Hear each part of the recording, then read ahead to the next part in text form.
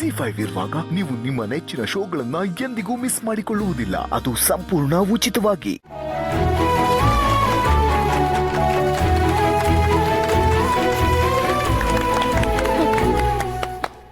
ಅಣ್ಣ ಇದನ್ನು ಕೊಡು.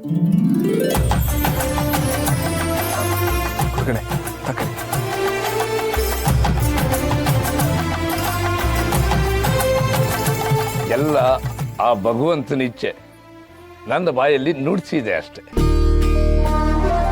ಈಗಲಾದ್ರೂ ನನ್ನ ಮಾತನ್ನು ನಂಬ್ತೀಯ? ತೆಪ್ಪಾಗೋಯ್ತು ಗುರುಗಳೇ. ಏನೋ ಹುಡುಕ್ ಬುದ್ಧಿ ಎಳೆ ರಕ್ತ ಅಂತ ಹೊಟ್ಟೆಗೆ ಹಾಕಂಗೆ ಕ್ಷಮಿಸ್ಬಿಡಿ. ಈಗ ನಂಬಿಕೆ ಬಂದೈತಲ್ಲ, ನಾನು ನಿಮ್ಮನ್ನ ನಂಬ್ತೀನಿ. ಹಂಗೆಯ ವಸಿ ನನ್ನ ತಂಗಿರ್ ಜಾತಕವ ನೋಡ್ಬಿಡಿ.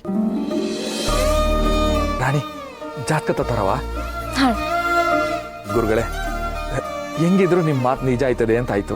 ವಸಿ ನೋಡಿ ಒಳ್ಳೇದೇ ಹೇಳಿ. ಆ ದೇವ್ರು ಹೇಳ್ದಾಗೆ ನಾನು ನುಡಿತೀನಿ. ಜಾತಕದಲ್ಲಿ ಏನಿದೆಯೋ ಅದನ್ನೇ ಹೇಳ್ತೀನಿ. ಅವತ್ತು ನಿನ್ನ ತಂಗಿಯರ ಭವಿಷ್ಯ ಹೇಳಬೇಕಾಗಿತ್ತು, ಹೇಳಿರ್ಲಿಲ್ಲ. ಇವತ್ತು ನೀನು ಹೇಳು ಅಂತ ಕೇಳ್ತಾ ಇದೀಯಾ, ನಾ ಹೇಳ್ತೀನಿ.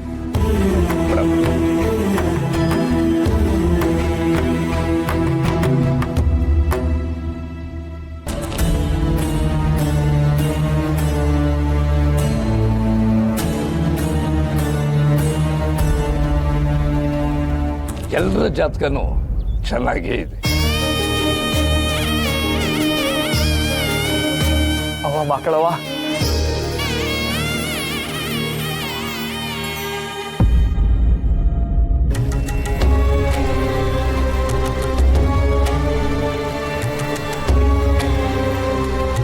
ಗುರುಗಳೇ, ನಂಗೆ ಗೀಟ್ ಸಾಕು ಗುರುಗಳೇ. ಎಲ್ಲ ಕೇಳಿಸ್ಕೊಂಡ್ರಲ್ಲವಾ? ಈಗ ಬೇಗ ಬೇಗ ಓಡ್ರಿ. ಸ್ಕೂಲ್ಗೆ ಕಾಲೇಜ್ಗೆಲ್ಲ ಒತ್ತಾಗ್ಲಿಲ್ವೇ? ರಾಣಿ ತಯಾರು ಮಾಡವಾ? ಸರಿ ಅಣ್ಣ.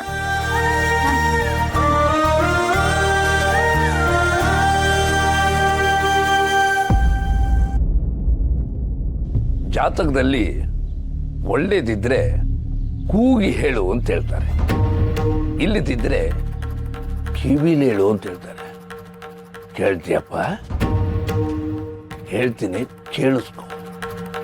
ಮೋಡದ ಮರೆಯಲ್ಲಿ ಸೂರ್ಯ ಆಚೆ ಬರ್ತಾನೆ. ಸತ್ಯಗಳು ಒಂದೊಂದಾಗೆ ಆಚೆ ಬರುತ್ತೆ. ಮೈಯೆಲ್ಲ ಕಣ್ಣಾಗಿರ್ಬೇಕು. ಸುತ್ತಮುತ್ತ ಇರೋದೆಲ್ಲ ನಿಜ ಅಲ್ಲ. ನೀನು ಒಳ್ಳೇದು ಅನ್ಕೊಂಡಿರೋದೆಲ್ಲ ಒಳ್ಳೇದು ಅಲ್ಲ. ನೀನು ಯಾವುದನ್ನ ಬೆಳಕು ಅನ್ಕೊಂಡಿದ್ಯೋ ಅದು ಬೆಳಕಲ್ಲ. ಕಾಡಾಡ್ತಲೇ ಇಷ್ಟು ದಿನ ಕತ್ಲೆ ಅನ್ಕೊಂಡಿದ್ಯಲ್ಲ, ಅದು ದಿವ್ಯ ದರ್ಶನ, ಬೆಳಕಿನ ದರ್ಶನ. ಕತ್ಲೆ ಕಳೆದು ಬೆಳಕು ಬರಬೇಕು ಅಂತಂದ್ರೆ ಇಷ್ಟು ದಿನ ಮನೆ ಒಳ್ಳೇದಕ್ಕೆ ಯಾವ ರೀತಿ ನಿರ್ಧಾರ ತಗೊಂಡಿದ್ಯೋ ಅದೇ ನಿರ್ಧಾರನ ಇನ್ನು ಮುಂದೆ ತಗೋ.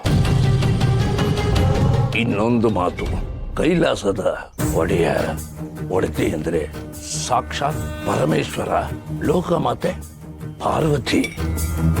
ಈ ಮನೆ ಕೈಲಾಸನೇ. ಯಾವತ್ತಿದ್ರು ಕೈಲಾಸಕ್ಕೆ ಶಿವ ಪಾರ್ವತಿನೇ ಇಲ್ಲ. ಇದನ್ನ ಬೇರೆ ಮಾಡೋದಕ್ಕೆ ಯಾರಿಂದಲೂ ಸಾಧ್ಯವಿಲ್ಲ, ನಿಮ್ಮಿಂದಲೂ ಸಾಧ್ಯವಿಲ್ಲ.